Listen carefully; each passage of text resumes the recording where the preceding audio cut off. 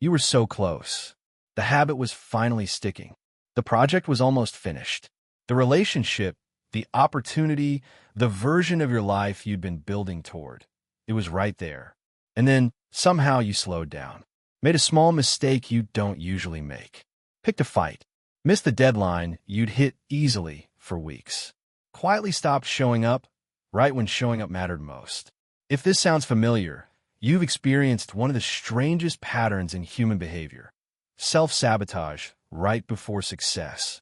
Not failure from a lack of effort. Failure engineered quietly by the very person trying to succeed.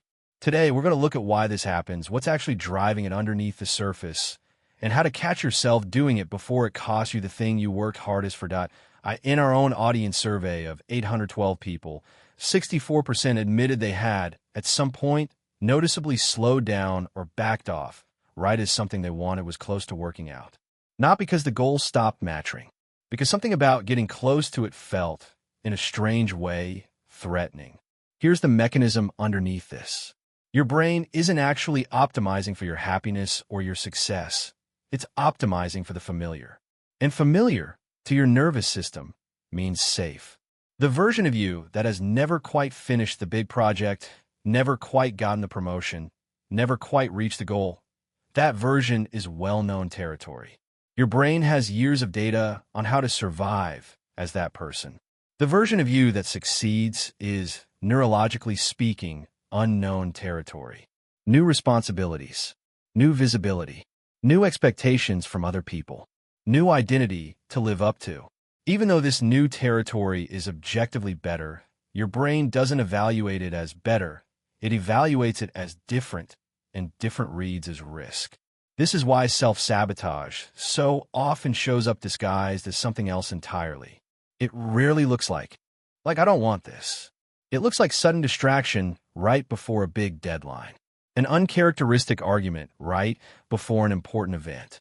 A small self-inflicted setback that, afterward, feels almost impossible to explain, even to yourself.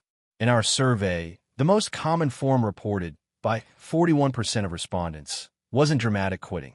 It was quiet, gradual disengagement, showing up less, caring visibly less, right at the exact moment consistency mattered most. There are typically three underlying drivers behind this pattern, and recognizing which one applies to you is the first real step to interrupting it. Let's walk through all three. Fear of change, fear of exposure, and identity mismatch, and then look at the specific way to catch and interrupt each one before it derails you. The first driver is the simplest and the most universal. Your nervous system resists change, period, regardless of whether that change is good or bad. This is why people sometimes sabotage relationships that are going well, careers that are advancing quickly, or habits that are finally working. It's not that the good outcome is unwanted. It's that any significant shift, even a positive one, requires your brain to release its current, well-mapped sense of how things are, and that release itself registers as instability, at least temporarily. How to catch it?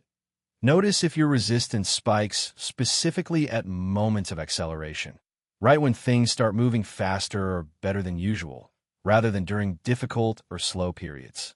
If your discomfort correlates with progress, not setbacks, that's a strong signal this driver is active. The interrupt, name it out loud, literally in the moment. This feels unsettling because it's working, not because something is wrong. This simple act of labeling moves the reaction from an automatic nervous system response into something your conscious mind can actually evaluate and override. The second driver is subtler. Success often comes with visibility, and visibility comes with the risk of being truly seen, including your flaws, your limitations, and the possibility of being judged for them. As long as a goal remains unfinished or hidden, it also remains safely unjudged. Nobody can criticize a project that was never shown, a skill that was never publicly tested, a version of you that never stepped fully into the light. Reaching real success removes that protection. And for many people, that loss of cover feels more threatening than the comfort of staying invisible feels good. How to catch it? Pay attention to whether your hesitation increases specifically around the parts of success that involve being seen, publishing, presenting, being credited, being asked to lead, rather than the private, unseen parts of the work. The interrupt. Deliberately lower the stakes of being seen before the big moment arrives. Show your work in smaller, lower-pressure settings first. Let a few trusted people see the unfinished version. Each small exposure, survived, reduces the intensity of the fear attached to the larger one. The third driver is the deepest and often the hardest to notice. Success sometimes requires becoming a version of yourself that doesn't match the identity you've held for years. And part of you resists that mismatch, even while another part is actively working toward it. If you've spent years quietly identifying as the one who almost makes it, or the underdog, or not really a writer/leader/entrepreneur, yet fully succeeding creates an uncomfortable identity gap. Your actions are pointing one direction. Your self-concept is still anchored somewhere else. Self-sabotage, in this driver, is often an unconscious attempt to keep your outer results consistent with your inner self-image, even at real cost. How to catch it?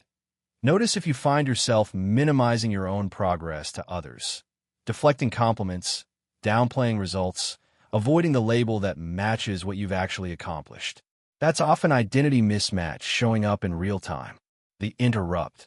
Deliberately practice claiming the identity slightly before you feel fully ready for it. Say the title out loud. Let the compliment land without deflecting it.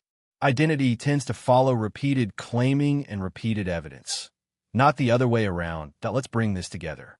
Self-sabotage right before success was never a character flaw, and it was never proof that you don't actually want what you're working toward. It's your nervous system doing exactly what it's built to do, protecting the familiar, avoiding exposure, and keeping your outer results consistent with your inner sense of who you are, even when the thing it's protecting you from is genuinely good for you. 3 drivers tend to sit underneath this pattern. Fear of change, which resists any significant shift, positive or not, simply because it disrupts the familiar. Fear of exposure, which quietly prefers staying hidden and unjudged over the visibility that real success requires.